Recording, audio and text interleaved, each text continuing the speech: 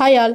இடியாப்பம் அப்புறம் கொழுக்கட்டை இது ரெண்டுத்துக்குமே வந்து நம்ம மாவு வீட்டிலே எப்படி ரெடி பண்ணலாம் பார்க்கலாம். ஒரு மாவு நீங்கள் ரெடி பண்ணிங்கன்னா இது ரெண்டுத்துக்குமே நீங்கள் யூஸ் பண்ணிக்கலாம். நான் 1/2 கிலோ பச்சரிசி நல்லா வாஷ் பண்ணிவிட்டு 3 ஹவர்ஸ் கிட்ட ஊற வச்சிருக்கேன். இப்போ ஊறின பச்சரிசியை நான் தண்ணிலாம் வடிச்சு நீங்கள் மினிமம் 3 ஹவர்ஸ் ஆச்சும் ஊற வச்சிருந்தீங்கன்னா தான் உங்களுக்கு ஈஸியாக பவுடர் கிடைக்கும்.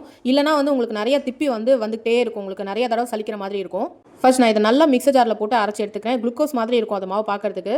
நம்ம ஜல்லடையை போட்டு இதை நல்லா சலிச்சு எடுத்துக்கலாம். நீங்கள் இந்த மாவு ஃபில்டர் பண்ண நிறைய திப்பி வந்துட்டே இருக்கும். அதை திருப்பி அரைச்சி நீங்கள் சலிச்சு எடுத்துக்கோங்க, வேஸ்ட் பண்ணாதீங்க.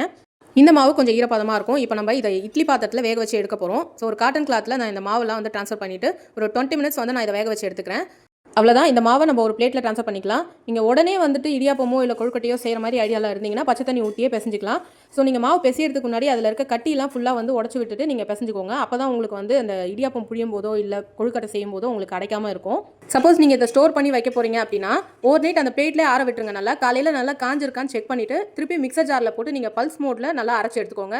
பவுடர் ஆகிடும். ஸோ இந்த மாவு நம்ம 3 மந்த் வரைக்கும் வந்து ஸ்டோர் பண்ணி வச்சுக்கலாம். இதுதான் வந்துட்டு நமக்கு கடையிலலாம் வந்து கொழுக்கட்டை மாவு இடியாப்ப மாவுன்னு சொல்லிட்டு விற்பாங்க. இந்த மாவு நீங்கள் பிசையும் போது கொதிக்க வச்ச தண்ணி மட்டும் தான் ஆட் பண்ணணும், பச்சை தண்ணி ஆட் பண்ணக்கூடாது. ட்ரை பண்ணி பார்த்துட்டு கமெண்ட் பண்ணுங்கள். தேங்க்யூ.